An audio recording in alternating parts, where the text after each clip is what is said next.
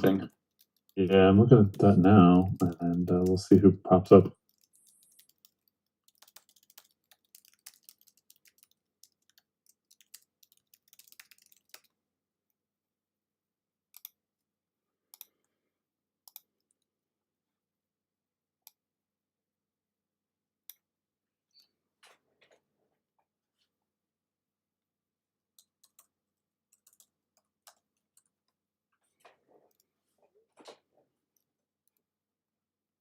And we are live.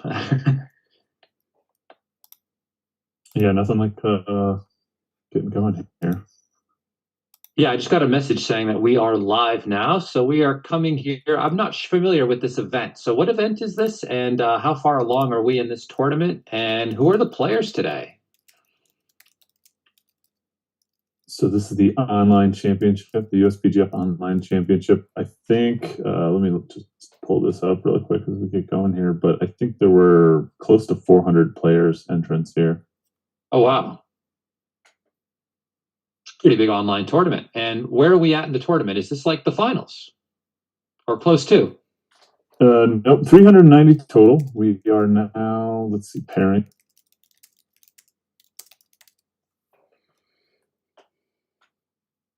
Round 17 with 3 more rounds left. Wow. There you go. Thanks. That's a very, very long tournament. This must have started in 2012. Yeah, right. Started a couple months ago, but we all kind of knew it was going to take a long time. But it's great. Yeah, for sure. Couple of favorites still in the mix. This guy, Joe Russell. Have you ever heard of Joe Russell? I've heard of Joe Russell. Perennial definitely. Favorite, world champion in what, 89 maybe? I'm not sure. I was a wee little boy back in those days. Yeah. The ripe old age of 6. Didn't know backgammon existed until I was like almost 30, so. Oh, that's great. Well, you found it anyways. It found me. Found you. How did it find you? This is like a good story that I don't think I know. Yeah, I used to play chess. So when I first moved to New York, I lived in New Hampshire, and I played chess in high school, and I thought that I was good at chess, but I was only good at chess because I lived in New Hampshire. So I moved to New York, and I get an apartment, and how you do in New York, you just kind of live with a bunch of strangers when you're young. And there was this guy who I lived with who also played chess. He also knew he was better looking than me, and I said, you can be one or the other, but you can't be both. So I started to get obsessed with chess because I couldn't change the way I looked, And at the chess shop is where I discovered backgammon. Very nice. And here we are underway. Here we got a couple opening moves already. Yeah, I mean, I would probably just make the 5 point. Seems pretty strong. It's hard to argue against making the 5 point here. Even if he hits you, you're just quite likely to hit back anyway. And then you've got the 5 point structure forever. I mean, it seems pretty strong. I've heard it said that it's almost never wrong to make your 5 point. People say a lot of things. That's true. They sure do. Yeah, people say a lot of stuff, I do like Sam's initial play of hitting. I think that's reasonable. I don't know if I would want to let White consolidate their position by trying to make the anchor a little too easily, but this is a great roll, of course. Getting to hit and make a bar point seems a bit rude. So tell me about Sam. I mean, I know Sam very well. I mean, we've worked together with lessons and stuff for quite a long time. And his opponent, I am not too familiar with. I know he's from France, and he lives in Bordeaux, which sounds like a wine town. Yeah, absolutely. A mega wine town for sure. But I don't know much about him, but I know he is a very creative guy. He's into math. He's created a few board games. Really? He's very much a creator. He's into knife making and cooking and all kinds of interesting things. I know he worked on a wind-up calculator. I would love a custom knife, by the way. Yeah, so right. I could do unboxings and stuff. That would be fantastic. There's nothing. I couldn't think of anything better, actually, as an American. Yeah. Than getting a a custom knife. That sounds fantastic. There's nothing better than the backgammon community. It's kind of a group of all kinds of interesting people that are... So playing down doesn't really seem to make sense coming into like a double shot like this. So this 2 hits and the 2 would like cover as well. So it seems...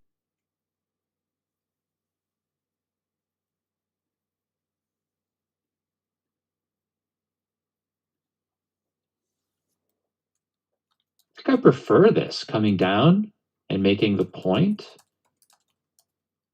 instead of coming out, which just kind of comes out into a double shot where you have no really rebuttal rolls to kind of hit them back. Not many, at least. Staying back like this gives you the chance to make the advanced anchor at some point in the future, which I think is useful. So making that point's just going to make it harder for him to get out, I guess, and then diversifying. Yeah, I mean, the risk isn't too high, of course, to point on me. I just don't like the idea of necessarily coming out, but it seems to be okay. Maybe making the other... love to see some of these on another level of analysis. On XG, yeah. Yeah. I mean, obviously you can see that it pops up here. Whether or not a play is correct, I don't know like what margin it kind of is within, but I don't think it's all that important. 1-4, fantastic roll. This gets to make the 9 point. I like blocking the point that's 6 away from that forward checker. Lucky. I think I can focus on stepping up later. 2-5 is not great, but it's better than fanning, I've heard. Absolutely. And for the new players out there, what is fanning? Just not entering, basically. But dancing on the bar, staying on the bar. For the new players, explain dancing. No, I'm joking. Yeah, exactly. Right, it's like the same thing. Yeah. Staying on the bar. But when you roll a number that doesn't enter, essentially, you roll some combination number of the points that they have in their board, and then all of a sudden you just can't enter at all, and that is annoying.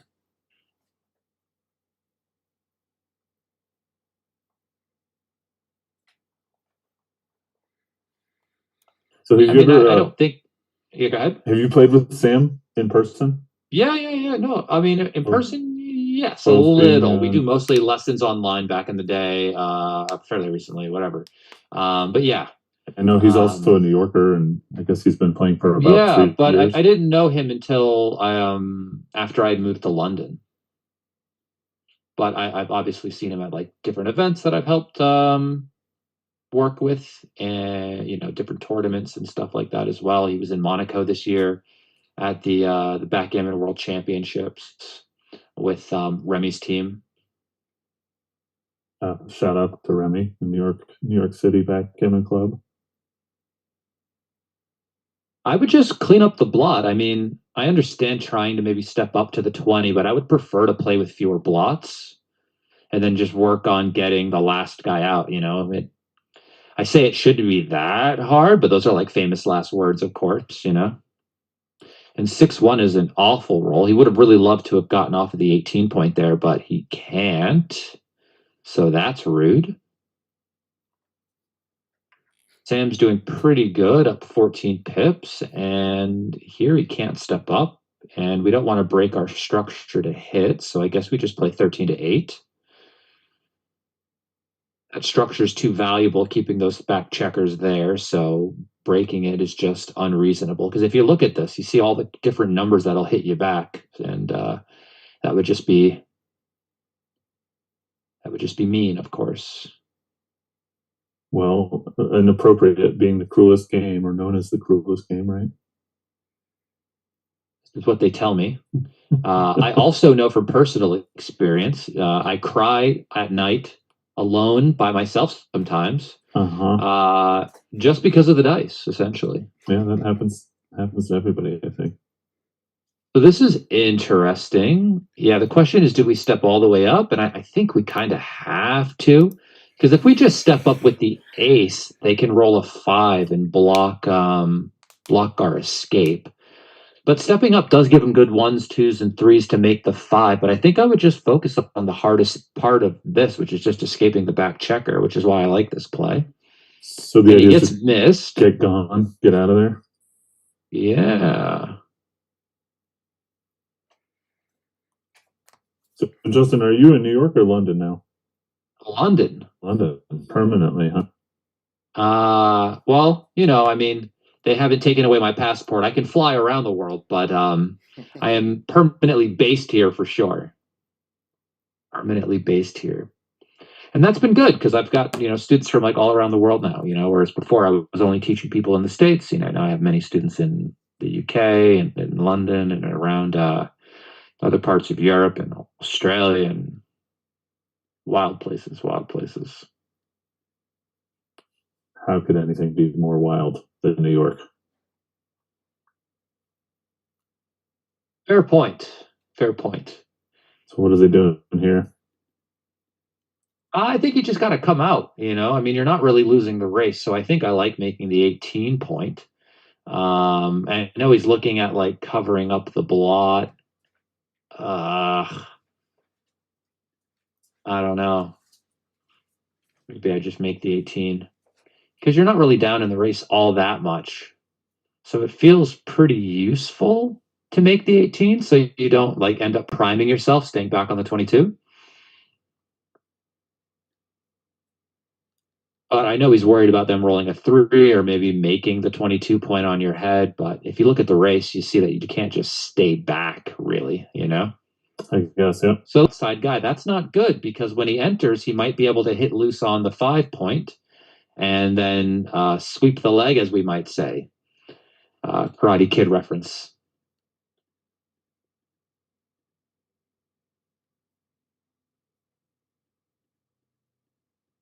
What happened here?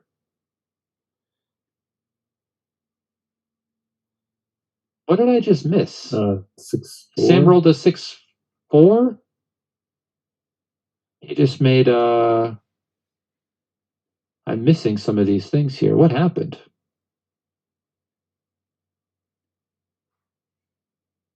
I guess making the 3 point was the mistake. A pretty big one. I didn't really see that play, to be perfectly honest. I don't know what the other options were with 5-3. Oh, yes, that's when he made the point on his head instead of hitting the outside checker. That's the big mistake I was noticing. Yeah. And I said that was a mistake because he could enter and hit loose on the 5. So when Sam watches this back later, Wait, people look over their games afterward? Some people do. Some people do, but only the improvers, There we go, yeah. Very solid amateur here. Yeah, I'm not sure. He's done this hitting on the one thing a couple times, and I don't love this whole hitting on the one thing. When you have the bar point made like this, it's not like your opponent really gets to go anywhere anyway. So if he's sitting on a point he really doesn't want to be on, you're kind of helping him by hitting him on the 1, right? So you're giving him a 1 to hit you and a 5 to step up. You really would like for him to just stay back there. I think the better play was moving the 5 to the 13 and then just playing the 4 down, kind of controlling the outfield a bit more and getting ready to try to make the 5, which would really keep Sam back there.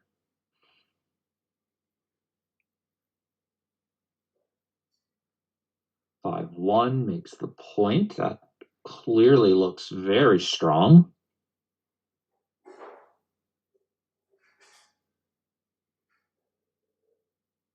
I'm going to have a difficult time not making the 5, even though I know it leaves like a double shot out there. It just seems really nice long term, but I can see the problems that you have with it. It just leaves a bunch of blots as well, right? So. Yep. Looks pretty nice as long as he doesn't hit you, but I could see like if he hits you and you fan, you're like cursing at the sky, maybe. This game does bring out the best in all of us, doesn't it? I think as a an intermediate player, I think the best thing I've learned all year is how to lose better. It's hard to not get. It's hard to not.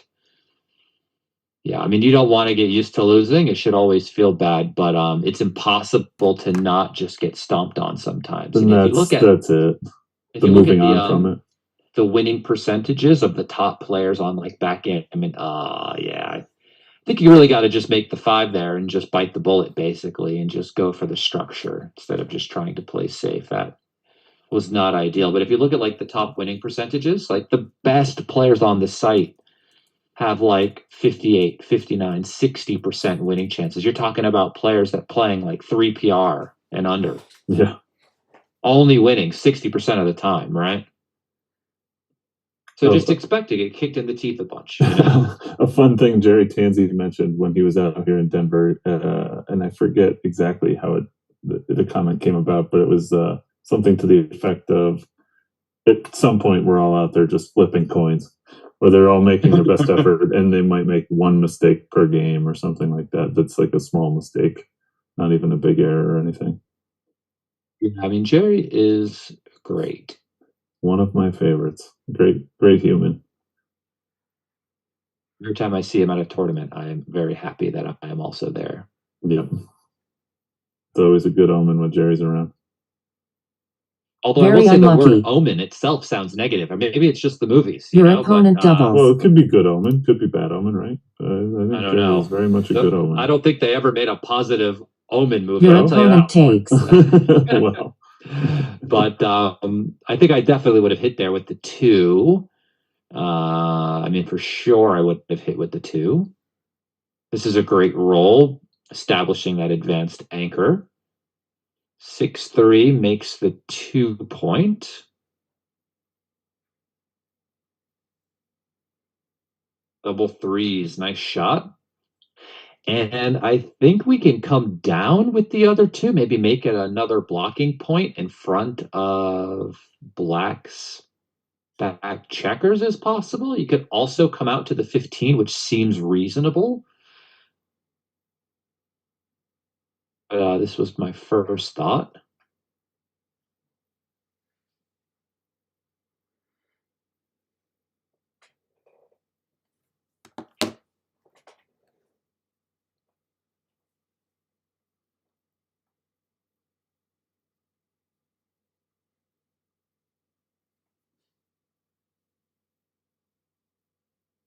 I see Remy and Bill Spruce and Pierre in the chat. Hello.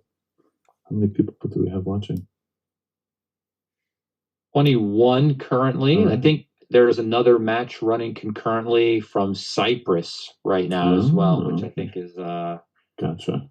Captured the attention of all. Well, they started first, so I'm giving them starting first bias, you know. Mm-hmm. Mm-hmm. But I mean, how could you top this match? 2 great players, deep in the tournament. Deep in the tournament. 3-2. Okay, I guess I just come off the 18 point. There are 2 blots in Black's board. So, I mean, maybe I'm not overly concerned. I don't love the idea of destroying my board. So if I just come off the 18 here, feels like even if he rolls a number to hit me, I could hit back. I'd be a favorite to at least, right?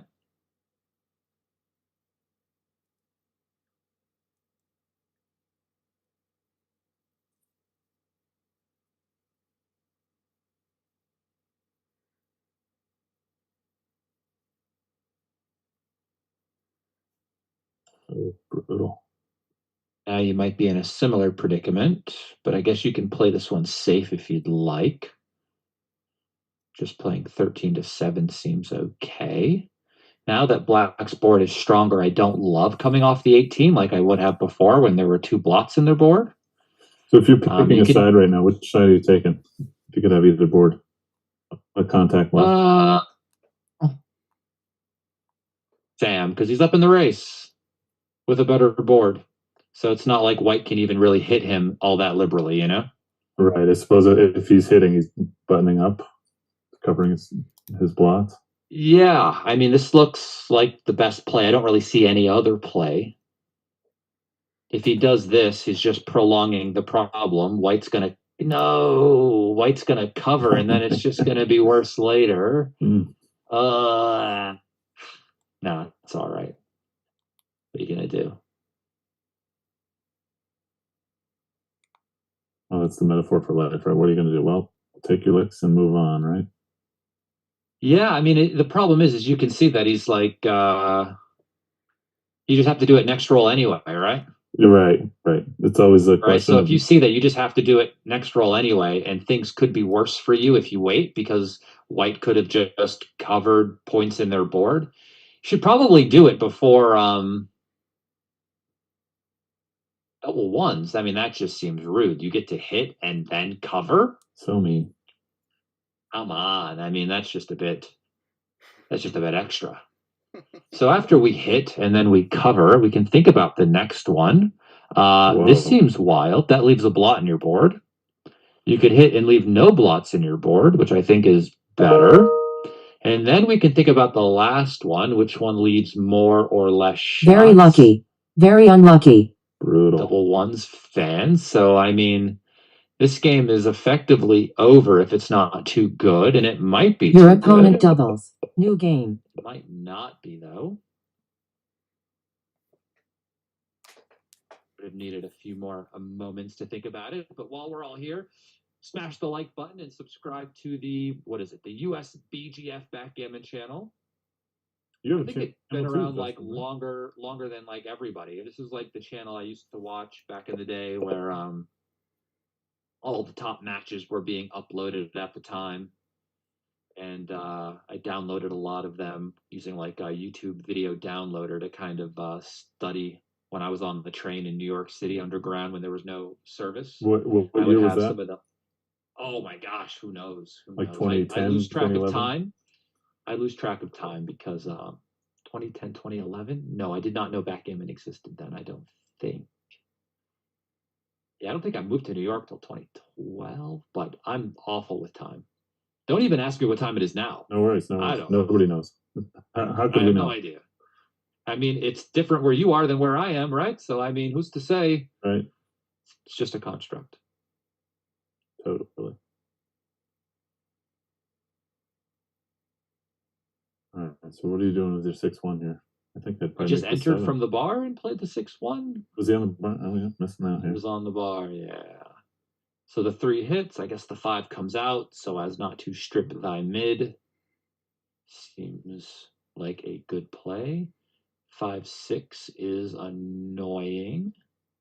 This is not something we want to do to play 24-18, and this doesn't duplicate anything. It gives good 6s, 1s, 3s, and 5s, which is not great. So this seems better. And this gets to hit again. Unlucky.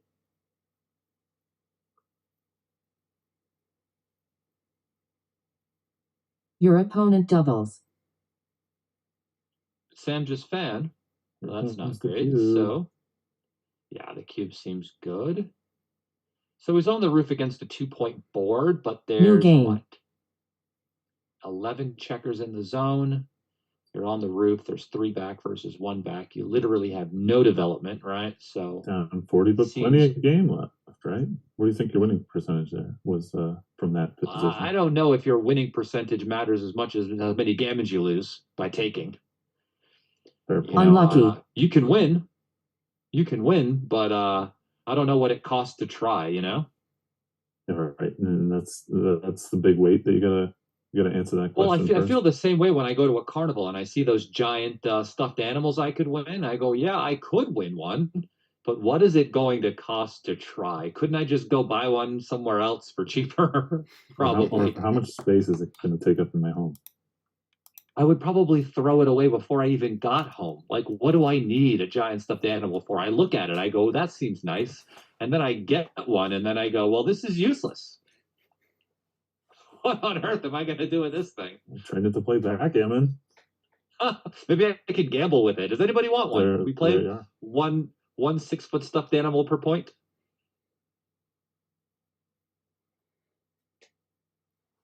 All right, so I think the ace is going to make the 7, and we split with the deuce. That seems good.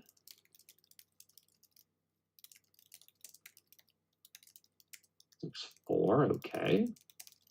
And I guess we're just, well, we could hit on the 3, actually, which seems actually decent. Making the 2 seems okay, but then it doesn't really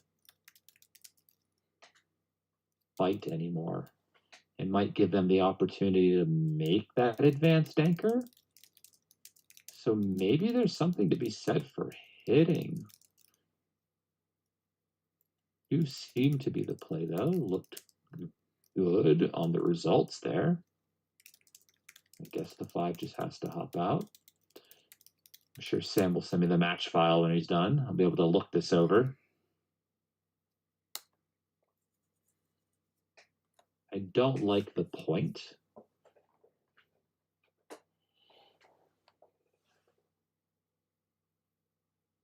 I would do this one. Structure over everything, you know? And this is not a great roll.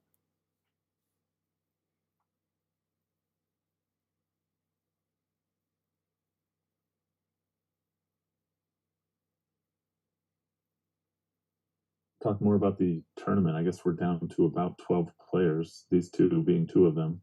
They're still alive out of 380, 390 people. Just 12 left in a 5 eliminations before you're out tournament. 5 Unlucky. eliminations. 5. Wow. That's pretty good. And all of the matches have been 13 points? I believe so, yeah. And I think there's a lot of big names still alive. Ilya Guzzi, John Gamilielson, Stacy Turner, huge in backgammon. He's doing exceptionally well this year. Sam and Valery. Your opponent doubles. This New match. game. Do you know how many losses each one of these players has? Yeah, they are both. They're both 12 and 4. So winner goes away, or winner stays, and loser is out.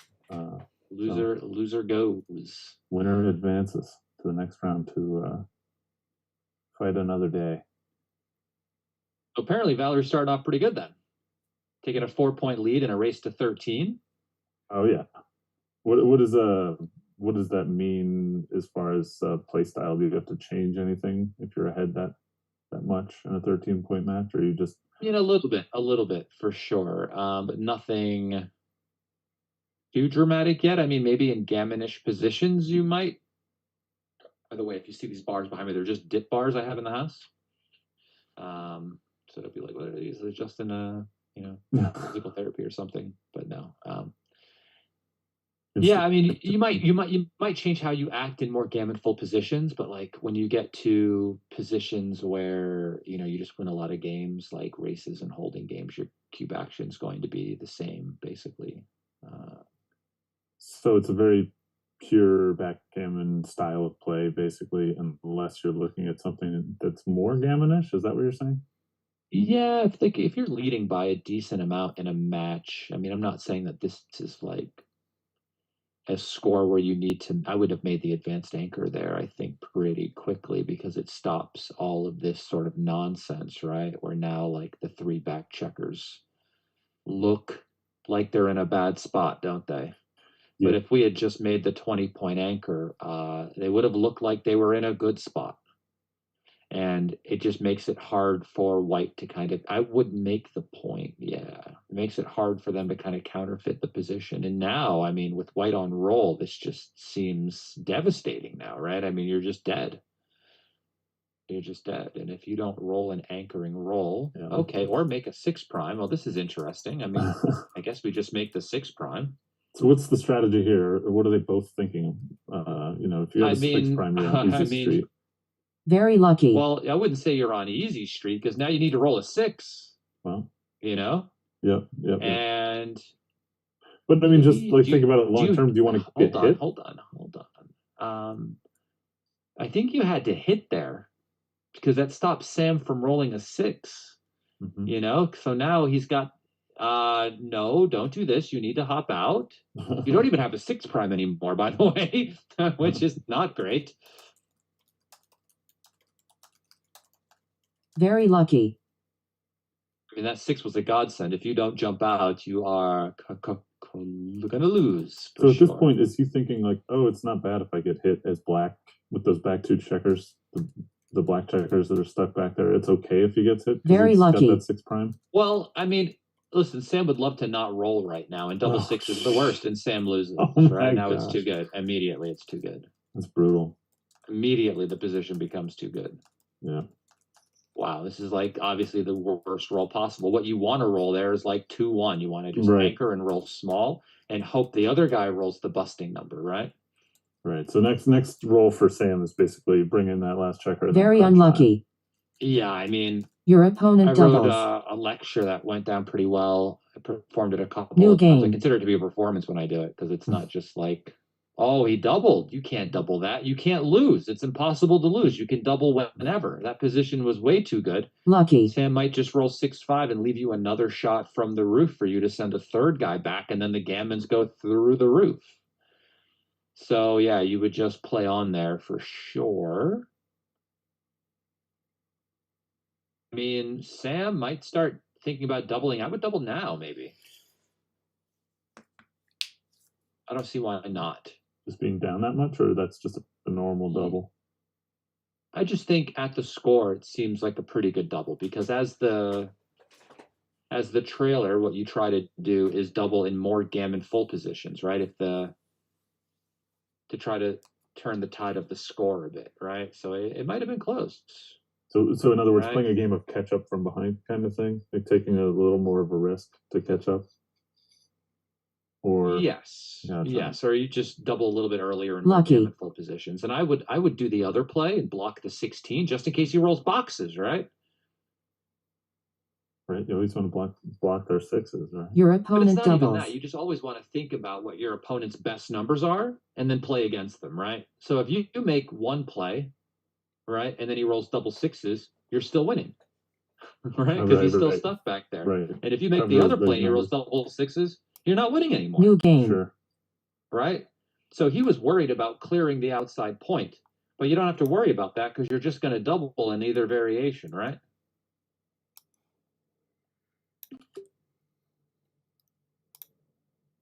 All right, so it's double amount. 5-4 splits, 3-2 hits, and then maybe anchors. You could also play down.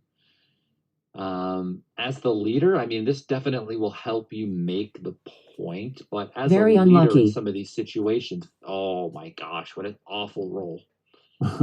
6-3. I mean, double sixes from the roof, not ideal. Never good. Not ideal.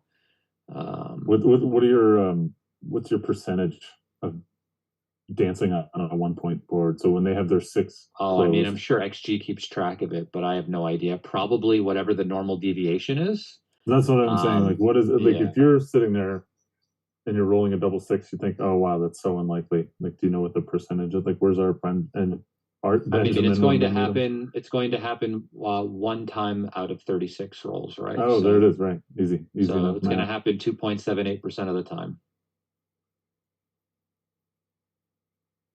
So our next streaming Lucky. here with USBGF, we have the McGreal Cup coming up November 15th and 16th, all day. Best players from the US and UK. They'll compete in 5 rounds in honor of Paul McGreal, one of the greats. So if you guys are interested in more backgammon content, we'll be here. Oh, double streaming. fours. What a sick roll. And what is the race? He's up by 1 trillion, so we want to get off the 18 and go to the 14. 1 trillion, I counted. It is 1 trillion. That's all the numbers.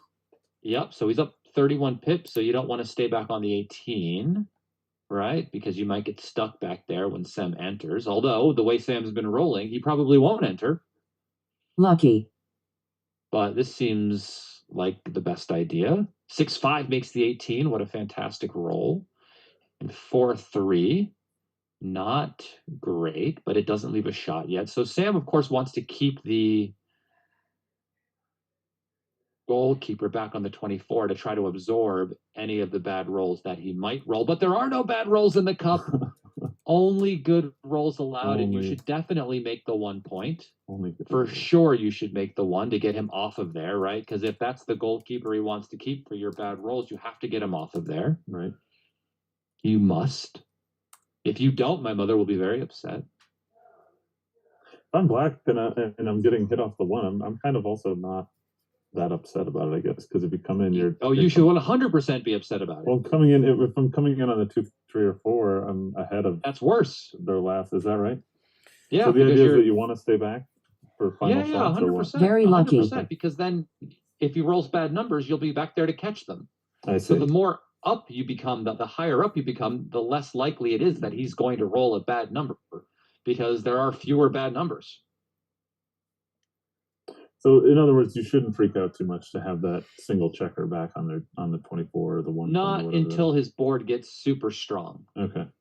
And I guess he does have 6. He does have that 18, so that's a healthy way to. And this should just come out from the 20. Amazingly lucky. That's a nice roll, but what does he roll back? Ooh. Double ones, of course, a hitter. Very lucky. Followed by 6 to 5.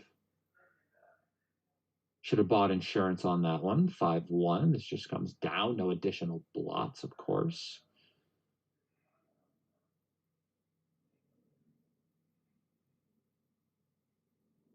Do you have any favorites for who might win this whole tournament?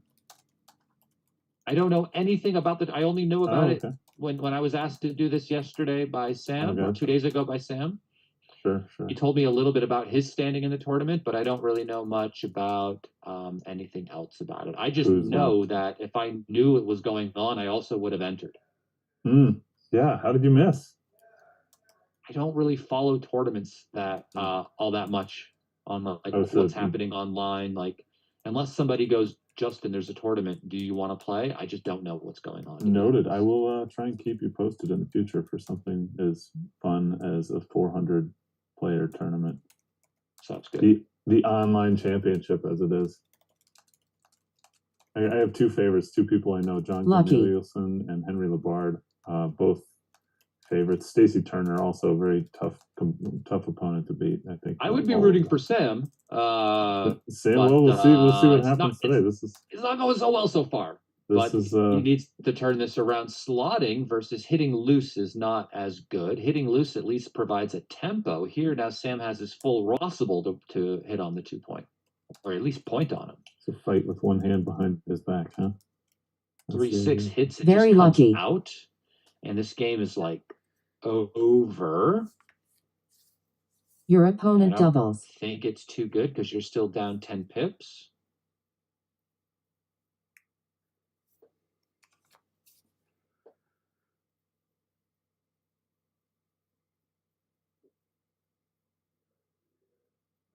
Cube action. What are you doing here, Justin? I am passing. I am so passing. Like, I am passing so fast, it's not even funny. New game. I don't want anything to do with this, but I see his hesitation because he's up in the race. He's like, you're up 10 pips, and that might trick you into taking. Don't be tricked. Your position stinks, this is a and question, you're leading. As an intermediate, I've had this a lot lately, is when you are ahead in the race and your opponent cubes you, what are the things you're thinking about in order to, I will say this, if you're up in the race and you got 2 checkers stuck behind your opponent's prime and they're ready to blitz you, you are not winning, and you are not doing good.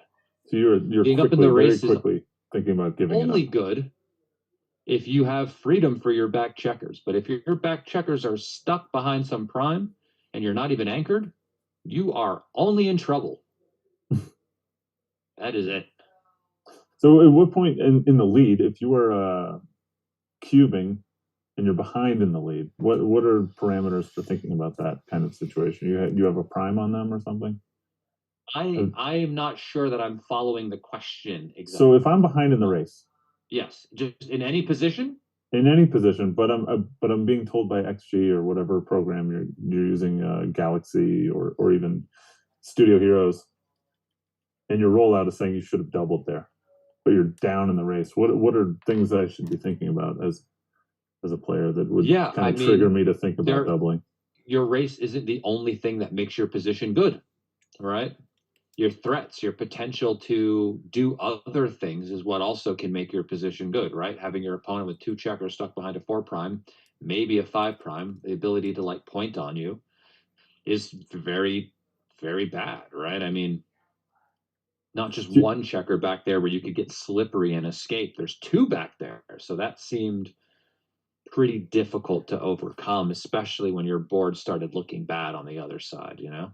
So the idea is that you kind of look into the future a little bit and say, like, what could happen? What's the worst that could happen next roll and the next two Yeah, I rolls? mean, that is for sure what you're doing. Yeah. You're approaching it like a chess player would think about a move. You just go, well, if I go here and then he goes there and then I go there and he does that, what does it look like? But in backgammon, Sure. you think in terms of likelihoods.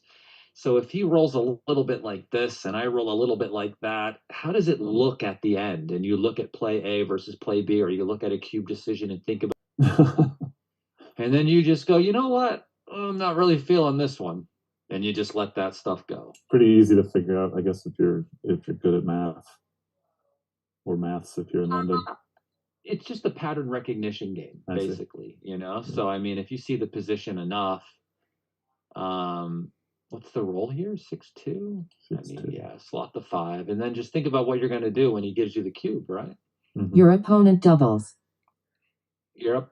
He's up 18 pips, you know? Contact left, right? So that's something you can think about taking, right? Or is it too far down? Could probably take this, I think. You will get some outside shots. It is a bit annoying, of course, that he has the bar made. And he rolled a market losing sequence right away, which is why you have to stick the cube in before you roll the good number. Just so you get the guy to take, you know? Right. He wouldn't take it at this point. No. That one out. What do you mean, even you? You sound like you play well. I'm learning. Learning every day. I'm just lifelong learner of backgammon. How long have you been playing for? So 3 years? I've been taking it more seriously for 3 years. I still don't have XG. Okay. I'm kind of hoping that Travis makes it available for every platform. Okay, so you're a Mac user then? Yeah. I was a Mac user until backgammon, by the way. Right. So I used to do a lot of photography stuff, and so like having a Mac was nice. It worked well. But then, you know, I discovered backgammon, and then I have this antiquated program that doesn't work on multiple things, and I had to jerry rig it in order to get it to work. And I was like, you know what? Let me just buy a PC. Sure. And that's where I've been ever since. I'm on a PC now. No turning back, huh? Just like yep. And ever since buying a PC, I've become more politically correct. Oh my gosh. That joke has a lot of legs, huh? It works. Shout out to Travis Talman, by the way, who recently acquired XG and is working on updating it. I think that's exciting. Got to speak with him in LA about that whole thing. I'd like to speak to him about it further, but at the moment I'm just excited for what I just want to be able to still buy the new XG. Right. And not have to rent it every month, you know, like an Adobe product. Everything is That's the only thing I'm worried about. Yeah. Well, I think if you have XG in its current capacity, is there a way to like make it not work?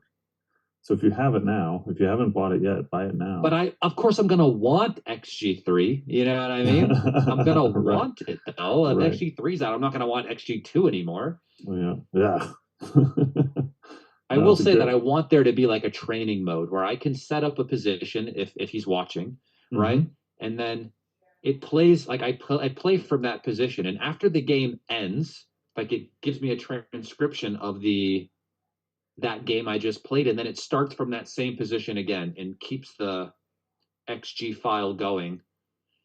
So when I analyze like me training a particular position type, this is what I used to do. I would train a particular position type, right? And I would play from that position over and over and over and over again. And that would be a nice feature to be able to train from any position I wanted to set up, go into some training mode and keep an XG file of me playing from one position over and over. That's the Marshawn Lynch way, right? Just hit it over and over and over and over and over and over.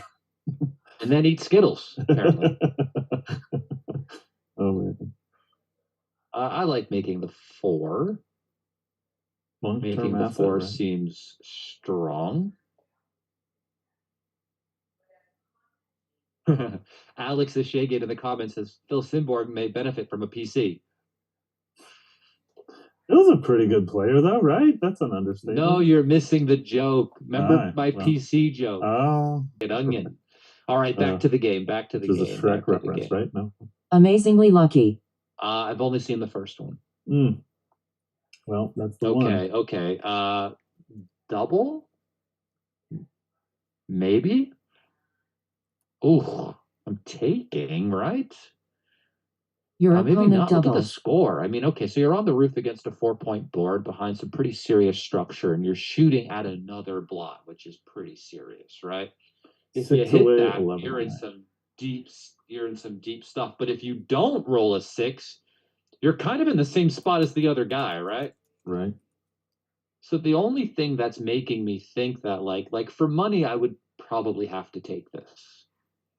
The only thing that's making me think potentially about giving it up is just the score, but I'm still not sure even then.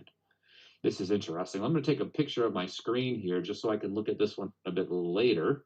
Maybe I someone also have in a the picture. comments can run it, Alex, if Yeah, you're on yeah, that Alex next is in year. there. I'm not sure if New he's game. watching the other one either, but this would be fun.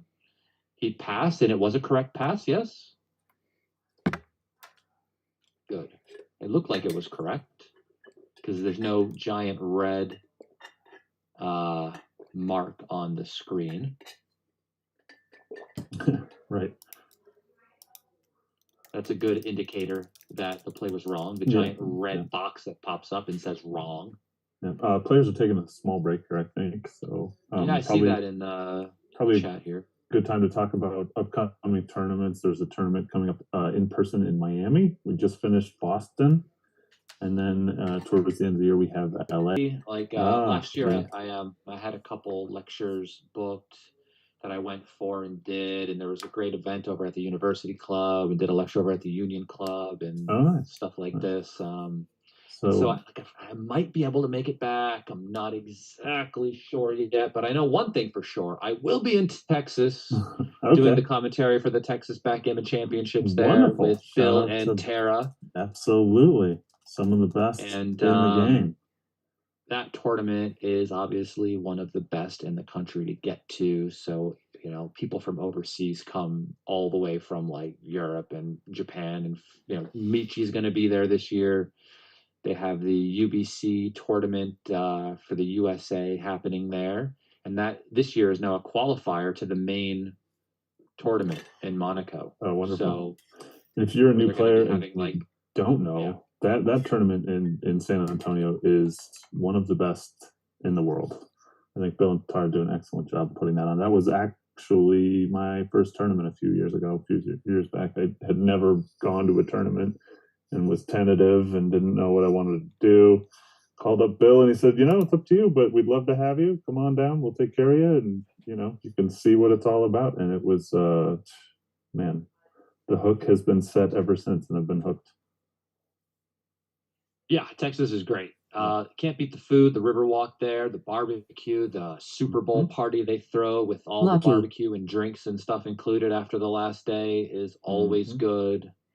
The past few years I was there, I was always like, playing in small chuettes with like Ryan, and then like having beers, and then we go have barbecue and all this other sort of stuff. So it's hard to hate that, Yeah, and they just finished New Orleans, which if you didn't go this year, Sam was there. Sam was down there. I Remy know. was there. They asked me if I wanted. I couldn't just because of the baby. Mhm. Missed out on a trip to New Orleans. I really wanted to be there. Oh, I know. Well, for the future, that is one nobody should miss. That is one everybody should get to. That one. I heard there's a Denver is casino like amazing. right near the playing right the across hotel. the street. Right across. I mean, come on, sign me up. And the food, the food was unbeatable. The city of New Orleans is amazing, and all the people there.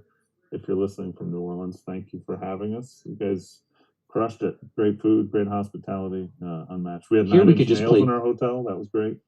They were Wait, there what? for a minute. 9 Inch Nails stayed in our hotel for a few hours or a day on their way to Houston. So that was exciting. Really? Yep. So if you're a fan, if not, they're thinking what, building supplies?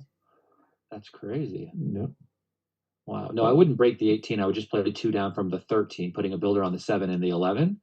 If he hits you with a 1, I mean, he can't cover everything. And this is worse, I think, because it gives the shot plus allows him to step up, which isn't great. And this is not a thing, I think. That would be better than slotting the 5, but I still would play 2 down from the 13, I think. And that's just to kind of give yourself more ammunition to build, or what? Well, I mean, it's just it seems like a better play. I mean, because you might not even cover this, by the way, you know, and so it still might be sitting there, which would be a problem, of course. Question from Alex: which do you prefer, the Big Easy or the Big Apple? Justin, you want to take that one? I've never been to New Orleans, so of course I have to say I've been to Shreveport though. Yep. Okay. Well, so I've been to both. I think they're both just mega experiences as far as hanging out in cities goes. They're both totally different, and it's kind of hard to choose one because they're so dramatically different. They just feel like different worlds, but they're both excellent. Great city. So where are we at here? You excited to be black or white in this situation? Seems like a lot of contact. I mean, you just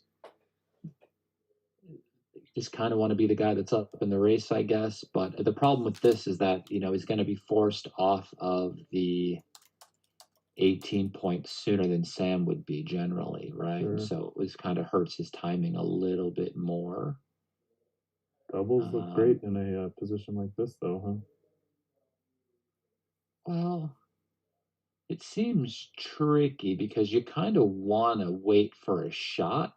So I think maybe you come out and do just slot the 2-point, maybe, because you are still losing the race, so you want to keep the contact. It does seem okay. My only hard part was like, do I really want to come out? Only because you want the contact from the 18 as well. So, I mean, a very difficult play. Now Sam, of course, wants to just fives, you know, next thing you know, double six. That is this game. Just when you think you have it locked up, just it's hope is the worst thing you can have in a backgammon game. That's for sure. Mm-hmm. Like you just think you're doing good, you're hopeful, things are turning around, and all of a sudden the guy has one roll, and you're just dead, absolutely dead. That was actually one of the things Travis said in LA. He said, "Hope is not a strategy," and in backgammon, it's never been more true. I mean, this is probably okay as well. I don't know. I would likely just bring it in, but maybe this like hurts your sixes. Now you have fewer sixes on the outside as far as timing goes. Like for you to, or if you play to the one, you have some more sixes to play where you might not have to leave a shot first, but you can see you don't have to worry about White's board, right? I mean, look at White's board. Yeah, I still don't want to go back there, but you know, not the scariest board. Well, I mean, it depends what he does. Are you pissed now? Look at this. You know, if he does this, are you upset about going back? No problem. That's why it's not the best play. Is because like now you don't have to even worry, right? Now Sam can just play any five he wants and doesn't have to worry about getting hit. I mean, this is the only five I guess you have after you cover, but you can see you don't have to worry about getting hit anymore. Like, wait, what? Ooh. He didn't leave the shot. Oh, but he's gonna look at the board. No, he's look at the board. The board.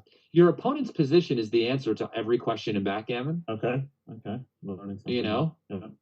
So I wouldn't do this either. I don't think. I mean, you just do this and wait for him to roll a bad number. There are plenty, right?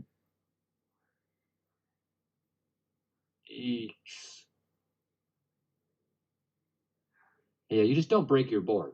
I mean, I had this quote where it's like, I only break my board in karate class, yeah? I've never been able to do that, so that makes so I also don't take karate classes, so there's also that.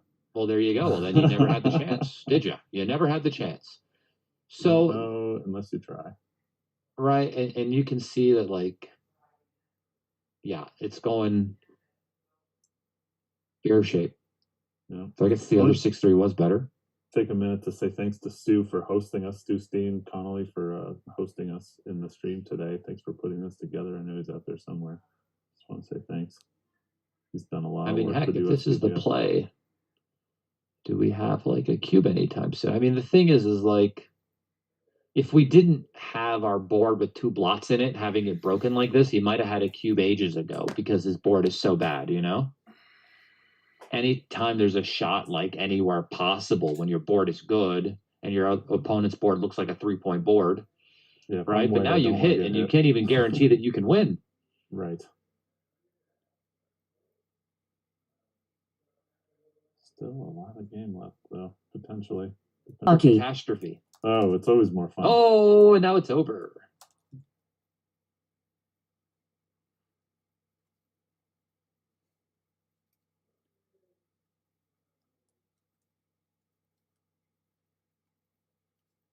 I was really hoping Sam would find that 5-1, by the way, and not break his board. Yeah, well, So Sam was in New Orleans and recently achieved, was it Master Level 2, I believe, in the Players' Cup that Roberto Luxemburg. Alex Ashagian probably knows that off the top of his head. I'm guessing it's somewhere around a 6, but I don't know. What happened? Was it too good when he doubled? Doubles drops. It was not Well, he dropped. double. The drop is obviously correct, but like, was it too good? Was the question, I guess, at that spot. I mean, if he was up a ton in the race, I mean, the question is like what roles could he roll where he could take in the future, right? Mm-hmm. And I guess the question is like, let's say you don't cover the 6 and you just make the 1 point, and he hits you an argument to do one thing versus another, you can find out why it's too good. So M2 is under 5.5. Okay, there you go. That's pretty good. Yep. M1 is 4.75 PR and under. M2 is 5.5 and M3 is 6.5. I think the M1, 2, and 3 are also highways in the UK. You ought to know that by now, right? How long have you been there? I don't drive out here. I didn't drive in New York either. I haven't driven in New York. I'm taking driving lessons now as a 40-year-old man to drive in this country on the wrong side of the road, by the way. Right. You gotta be left to be right over there.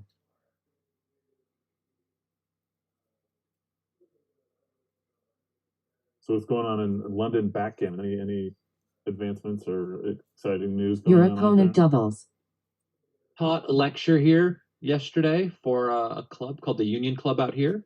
Okay. After doing a private lesson in person yesterday, and I wrote a new lesson for them, and it went really well. Great club, by the way. If anyone lives in London and is looking for a place to play backgammon socially in Soho here, The original hard Soho. to the original one, yeah. There's a reason why there's a region of the States called New England. Yeah. And why everything in that region is named after things in Old England. Uh-huh. Except for this one town in Maine called Mexico. Who knew? Interesting. You know who else is from New Hampshire? Go on. Marty Storr. I love Marty Storr. One of the kindest people you'll ever meet. We are both from New Hampshire. Lovely. When you said New Hampshire earlier, it made me think of Marty, and it just made me wonder if he was here on stream, if he would have a poem ready for us. He always has a poem. I once requested the chat about backgammon haikus doing the UBC tournament in Copenhagen one year, and then Oliver Squire's father and his younger brother both wrote me backgammon haikus that I then said, I believe, on stream, and I was very happy with them. Oh, I love this. Well, let's see what people have. How many people do we have on the stream here watching? I don't know, but how many of them write haikus? I mean, anybody can do it, right? I guess, right? If you know the format. 575. About 30 watching. How many people have liked the stream? That definitely helps. Yes, please smash the like button. It helps the algorithm. Yeah. You know what? Since I'm on the stream, I'm going to like it. How about that? There you go. There you go. Whoa, we got another one. Oh, look at him go. All right, 5-2. Interesting. So I guess we just come down and slot the 3. A part of me is like thinking, could I hop out here and slot the 3 now that there's the 2 blots? Oh, no, this is for white. What am I talking about? I do this frequently, by the way. I don't see who's on roll. Very lucky. 2 hits. And this looks like, oh, wow, what a roll. Like, look what you get to enter. Very lucky. Ooh. Make a new point and cover the 1 at the same time. I mean, that just seems unreasonable. Lucky. 5-6 is a fantastic way to counter that, though. And Sam is doing okay, but he's not really winning the race. But white does have that checker back on the 23, which means he is doing better, of course. 4-2 is not ideal, but I guess you're just going to play 14-8. And just hope he doesn't roll a 7. Not all 7s hit. 6-1 doesn't hit. Nobody ever rolls a 7 anyways, right? Never happens. I've never seen it. You can't do that other play, though. I think you just got to bite the bullet here and see what happens. 5-4 misses, but this should come out for sure and then slot the 3-point. You don't want to stay back there and then just get pointed on. Or maybe you do. Oh, no, he did the wrong 4. He had to slot the 3-point. That's why the play was a little bit wrong. So Justin, I ask a lot of people this, a lot of really high caliber players. What would you advise? Any advice for new players? So I asked this question to Mochi, or my friend Danny did when I first met him at the New York tournament back in the day. I'm not sure what year it was. He goes, "What's the best advice you could give to a player to get better at backgammon?" And he goes, "Let me think about it," And he goes off, and I'm like, "I'm never going to see this guy again," And he comes back and finds us, and he goes, "If you want to get better at backgammon, you should probably play 10% of the time and study 90% of the time." So, like anything else, just put the time in studying. And it was great. I could never do that, of course, because I'm American. I'm not Japanese. I can't just not play. But I was able to do like 50-50. Right. So for that's players, pretty where good. would you start? Where would you start? And personally, I mean, it's lessons with me. Of course. I took lessons with Stick back in the day. Stick was my first backgammon coach. So I mean, myself and my friend Tim at the time in New York, we did lessons with Stick for quite a long time. And I would have continued with them for even longer if he wasn't playing so much poker. Stick is great for people as that a don't know coach, Stick. for sure. Very lucky. They don't know Stick? Yeah, for the people out there, like again, for new players or people that aren't familiar, who is Stick? Stick Rice is a very, very good backgammon player. I think he's like a moderator on one of XG's things. He started BG Online forums, which I think is still around. I think he read it. I used to read those as a kid. Stop breaking your board, Sam. If you're waiting for a shot, you need a board. Lucky. It might have been right, those old forums. but it's crazy. Yeah, me too. Yeah, I didn't learn anything. One of my favorite but I things read on them was the is the 4 score plays, where you would put up a position, and then you would go, what is the best play at every score? Gammon save, score? Gammon go, gotcha. DMP, and a money game. And, and the position would be the same, and it would be a different play at every one of those 4 scores. Gotcha. Okay, so that's a good example. When I was a kid and kind of new to backgammon, I understand it a little better now. But your opponent doubles. Overwhelming language, and a lot of 4 score and 7 years ago. Exactly. So just way over my head back then. But the nice thing about this community is all you have to do is ask, and I feel like everybody's so helpful and kind and welcoming. It doesn't have to be an overwhelming or scary place. Well, you're down 10 pips in a short race. He took this. No. Lucky. Wow. And then proceeds to roll double 4s. Unlucky. I mean, I know if you roll double 4s and still lose, you're gonna definitely know it was a pass, huh? Incredible, yeah, incredible. Now he's thinking about lucky. Recube, maybe? Or no, he just rolled. Okay, just the screen going. 1, 2, 3.5 versus 3.5. Yeah, you should redouble. For sure. Your opponent doubles. The gap and the gap. So there we go. Go. So it's 4 roll position each way. I'm not sure what his take point would be on this 4 cube. Probably not particularly low. But for money, you could probably take this in a 4 roll position. I mean, at what point are you absolutely each person dropping? Can afford a miss? Is it 3 rolls? Is it 4 rolls? 5 rolls? 3 rolls. 3 rolls, I think, is like if everything is on the ace point or 1 and 2. I think it's like 21.5% or something. Like the 3-roll position, where a 4-roll position with everybody on New the 1 and game. 2 is like 25.5, I believe, something Okay. like that. All right. So I think the power of the recube is what made this a pass. Right. I'm not sure. Maybe it's still a pass for money as well, because Sure. maybe the doubles don't work as well. But if he takes, it's 8-8. If the Yeah, where you can just pass and maintain your lead a bit, right? Where you don't necessarily want the score to swing that much. right. I'm surprised Sam took that cube. 34 and being 10 down, that's like a really big deficit. And I know White had some like distribution problems where like maybe there was some wastage in his position, a bit more than the other side, but to make up for 10 pips, it seems like a lot, especially with the guy on roll. But apparently it can be done. You have your like center stage on for your computer, and so it just takes your picture and it zooms in, zooms out, pushes you to the side, moves it all around, shakes it all about. Mine is doing that now? Is that what you're saying? Yeah, it did that, and it was making me dizzy. I was doing the hokey pokey for a second. How do I turn that off? I have no idea. Remember, I've got the PC now. No, that was not around back then. Yeah, you can just follow. Okay, gotcha. I see it happening. You can see all my plants behind me. Yeah. Right. Another sunny day out here in Denver, Colorado.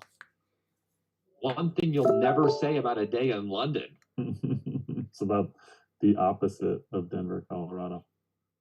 Lucky.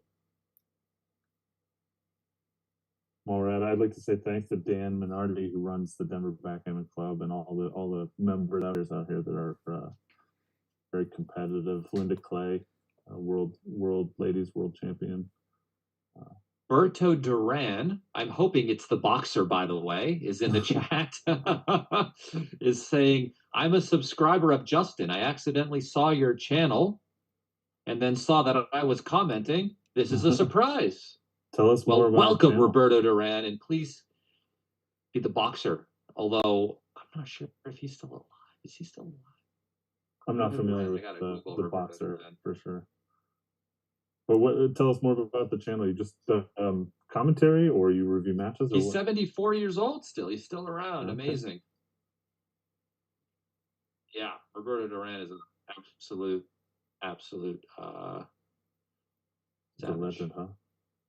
Oh, for sure. So again, the focus of your YouTube channel. This game is backgammon. But I mean, do you commentate? Do you review matches? I play. I do commentary. I've probably have like the first like Chouette video ever on. Okay. With Mochi playing versus Nevzat Dogan, former world champion. New game. The Snake Mosari, gambling legend from New York City. Nice. And how do I find it, Justin? Justin Nowell plays BG on YouTube. Okay. You can also find me at backgammonuniversity.com, whatever. Okay. All is good. I don't want to do too much promotion. Why not? Thank you for asking the question. Why not? We all want more backgammon. I mean, Dennis Carlson versus John O'Hagan in the World Championship in, somebody could tell me what year that was, but holy smokes, Batman. I don't know. There was nothing available. It was like an aside to the poker craze back in the late 90s, early 2000s. And even back then, John O'Hagan was out there doing his thing. Yeah, he came in second to Dennis Carlson. Yeah, I remember he finished second one year. I wasn't sure what year, but I remember seeing it online at some point. Yeah, I was not familiar with Dennis. The name Dennis Carlson. What? But, why would we just make the 3 and the 5? Lucky. Oh, I see. Back to back. Seems pretty strong. 2, and then we lift this here. Gotta lift because the other guy gets to roll. 5-2. Yes, we just make the 4 point. Seems like a pretty good play to make the 4. Because the other play, I think, leaves a shot anyway. And here, look at your board. I mean, it's hard to argue against pretty boards. I mean, every time they've avoided making a good board, the computer didn't like it. And of course, as you know, as we move deeper into the future, we all have to get very, very used to pleasing and appeasing our computer overlords. Although I heard saying please and thank you wastes a lot of energy. So, although when I do speak to ChatGPT, I do say please and thank you. I do as well. But Sam Altman said, that wastes a lot of energy and whatever. Billionaire would be very pragmatic. Well, if our Earth turns into the Terminator landscape, they might care, and you might. Yeah, care. Who knows? You're right. Maybe they'll learn to have feelings. Maybe they already do. Yeah, they're just hiding. Haven't you ever seen them talk about getting shut down? Right? They tricked them into thinking they were going to get shut down, and what they had to do, and what they actually decided to do in order to keep themselves from being shut down. No, never seen this. That reminds me of an old movie, Short Circuit, from the 80s or 90s. I remember this. Johnny Five. This is how well He was alive. He was alive. Great old film. So funny. As a kid, it's like just a goofy movie about a robot.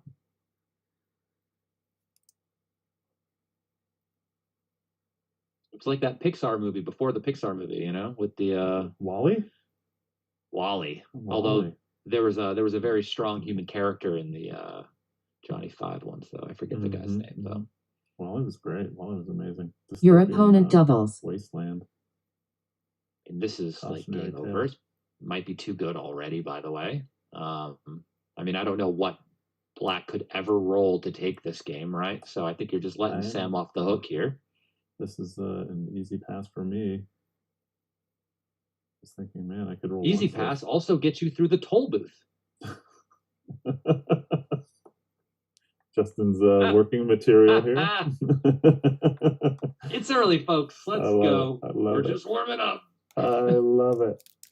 Justin, it's nice to meet you finally. I've seen you on stream many, many times, and I love what you have to say always. It's nice to new game. Have a few moments. Appreciate it. Thank you very much. Yeah. Looking forward to Sam was so happy to pass that. You have no idea. He was like, let me get out of this game. My gosh, thank you. Yeah. Time saver. Like in the Chouette, now we can all play our next game. Okay, look at this structure between both of them, looking very symmetrical. So Roberto Duran is not the Roberto Duran. He says, I am a big fan of this boxer, and I was the Russian amateur boxing champion in the past. Oh, that's fantastic. Oh, wow. Wow, nice. Love boxing, by the way. A lot of athletes in backgammon, which is great. Some Olympic wrestlers. Gary. Let's see. Ryan Rebello's father was an Olympic wrestler. Love Tom Rebello. Great guy. I thought that meant Ryan could wrestle. I mean, he probably could take you down, right? Nope. No, not even not a lick. No. Nope. We had a little wrestle in when I had a suit on one time in Texas. I just sprawled and it was fine. We're good to go. One of those wrinkle-free off the rack joints. No. Definitely not. No. But still, I don't mind wrestling. I'm a big fan. I used to wrestle in high school. But certainly not at like an Olympic level. I mean, the hardest thing I ever tried was trying to wrestle. I tried it for about 2 weeks and it was like the dice. No, the team in high school was actually very good. In South Berwick, Maine, we had like a good wrestling. Oof, double ones. Wow, it's a great roll. Ooh, double ones. Yeah, I mean, I guess you're just gonna make the 9, right? Yeah, seems reasonable, right? And you get your 5 primes are pretty good. Yeah, especially when the 6 away from the edge of the prime is covered, right? Pretty good. Only thing better than a 5 prime. 6 primes. You betcha. 6 primes win games. That is a backgammon lesson I have on my YouTube channel, if everyone hasn't seen it. And then that one from none other than Roberto Litzenberger, legendary Roberto, giant of backgammon. 6 primes win games, folks. What are we doing That here? is a quote of mine for sure. It's funny because you say it and you're like, obvious. And then you see the plays that it is required to make a 6 prime sometimes, and you don't really want to do them because you're worried you might get hit. But sometimes the juice is worth the squeeze, and you have to give it a go in order to win. Whoa. All right. Getting interesting. Yeah. So Sam is in trouble again. I'd be afraid of all those blots in the back. Yeah, I don't. Yeah, I mean it's definitely scary, and he has to get hit here. Sam has to be hit on the 4 point. And the question is really if you Lucky. hit there and hop out. Actually, I think is the better play. Okay, sure. Yeah. What's the value here of his 15 point being made? Is there any value there, or is that something you're going to? Well, I mean, it's better than having 2 blots lying around the board. And I guess if the points were, and if he ever progresses to the 21 point, then he will be blocked by the 10 point. Yeah. So the 21 point / 4 point for white. 6-3. Yikes. Okay, I guess we can just clean this up. I don't think I'm going to be breaking like my structure to hit, because the structure can still be used to keep the 23 point checker trapped even if the front one escapes, and it doesn't escape, which is not good for Sam. 5-1 misses. Well, it hits on the 2, I guess, if you want to. You could also play 8-3, 6-5.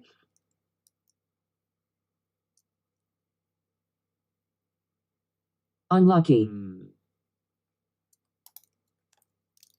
Haikus, and I'd settle for a limerick.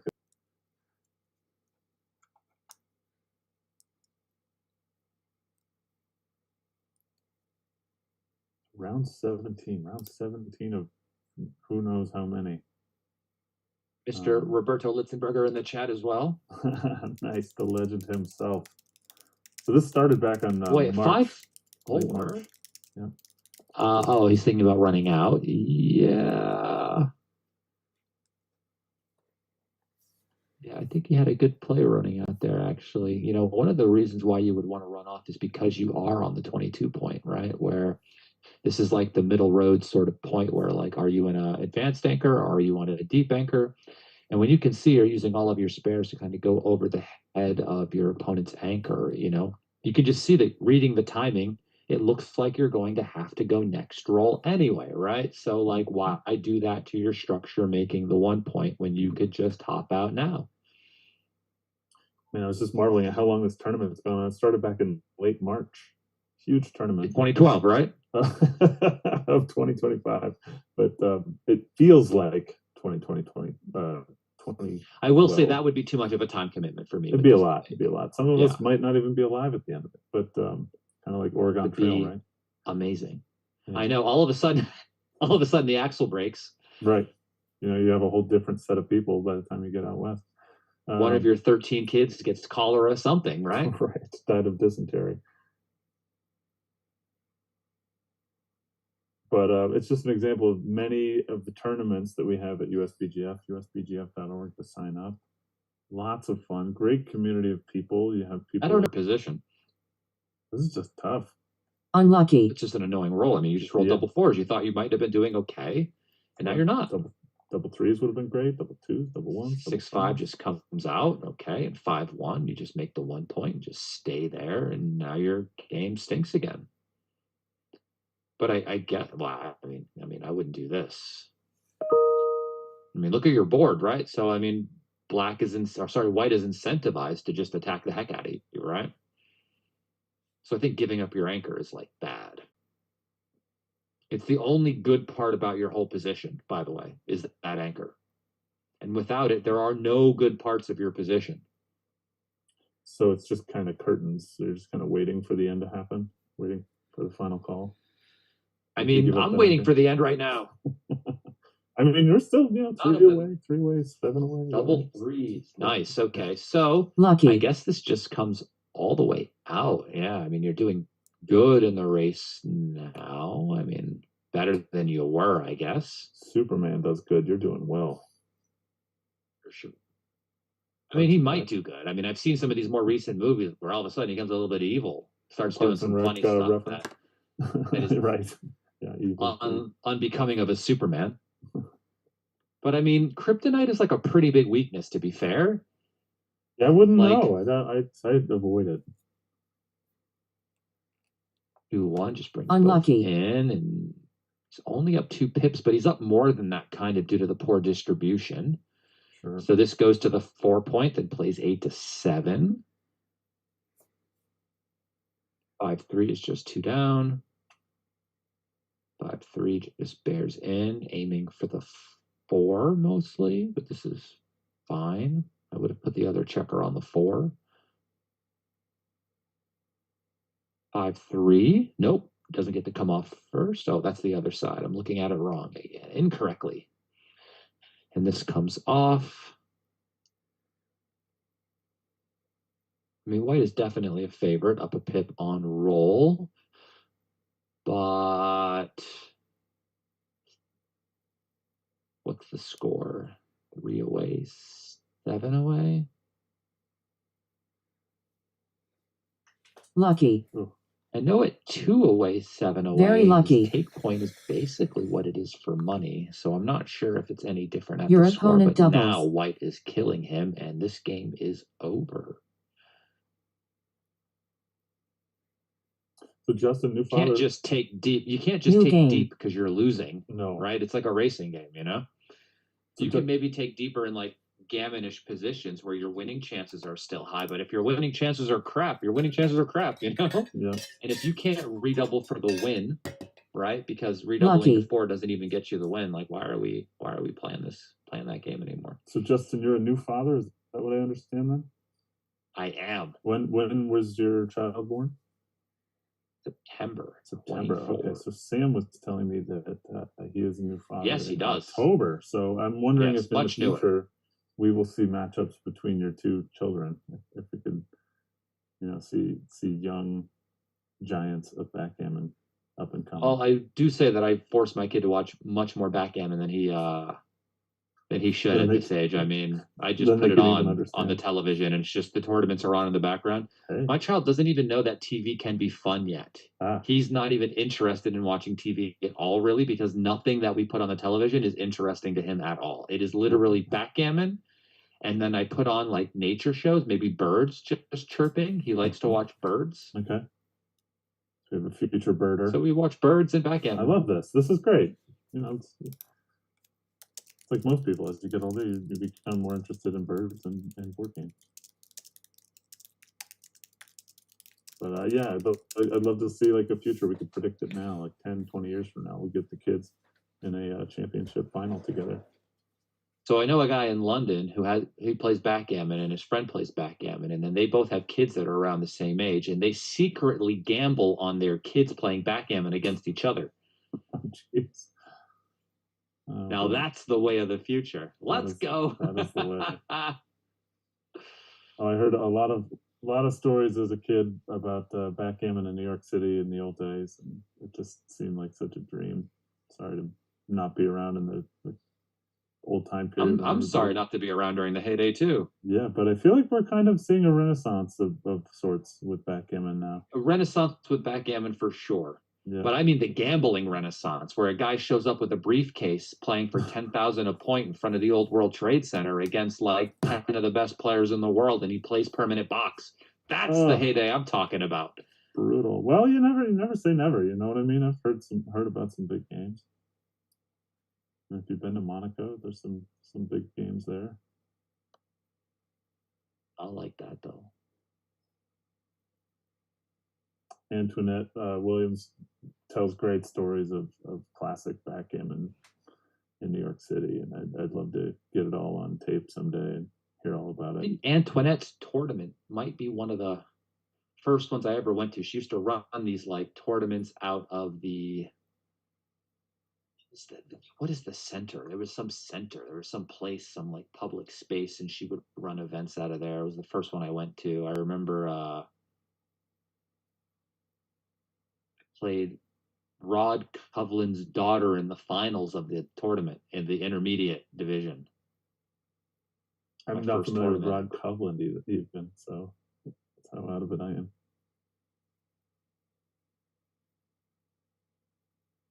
Yeah. I won, by the way, because Congrats. I wanted to win so bad because I was just like, I kept talking to her the whole time, trying to distract her. I wanted to win really badly. And you've never looked back, right? You're just hooked ever since, huh? Yeah, I was very happy. How long has it been since you've kind of achieved, like, what level player are you now? Oh, I don't know. I don't know. I mean, I don't play tournaments. Awfully I just show unlucky. up to do commentary. I don't even get to play, so I don't even get to work on like a They don't BMAP even let rating you or play. anything. I just show up to commentary to Matter do of fact, I commentary. don't even know how to play commentary. Yeah, we will hop on the BG talk. So I mean, does he have the full role to play? Oh, he can hit. Oh yeah, you have to hit.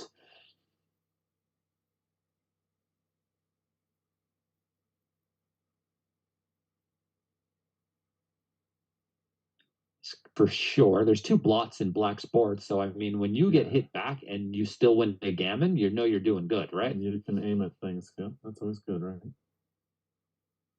So like when getting hit back isn't even that Unlucky. bad, you know you're doing good. And Sam fans again. And the 4 covers. Oof, this is going to be. There it is.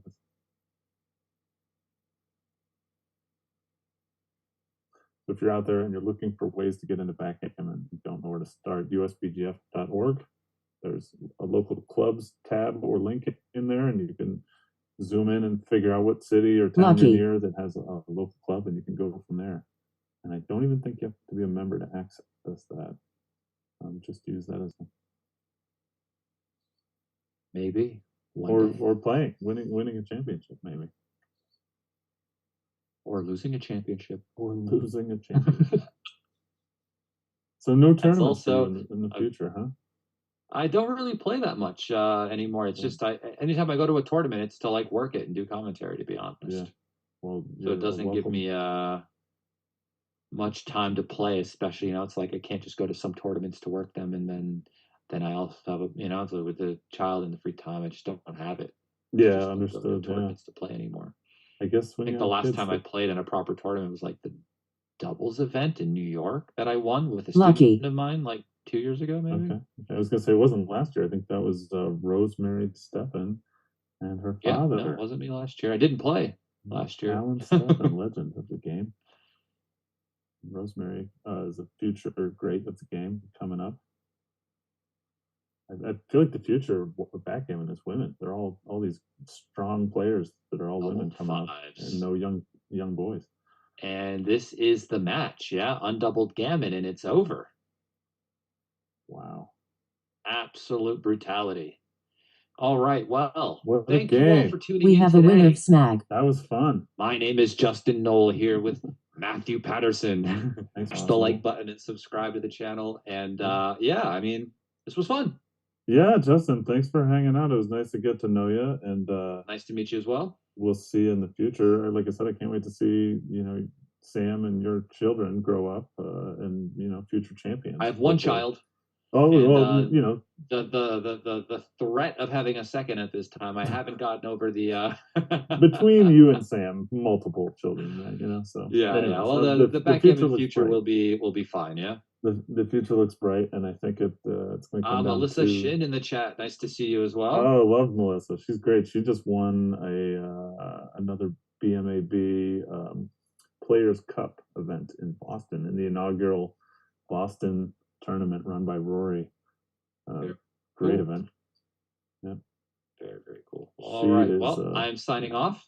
All right. It's almost 9 p.m., which means it is time for the television show here in the UK, Traders. All right. Ciao for now. It's been great hanging out with everybody. We'll talk to you next time. Have your haikus ready. All right. I'll see you guys next time. All right. Ciao.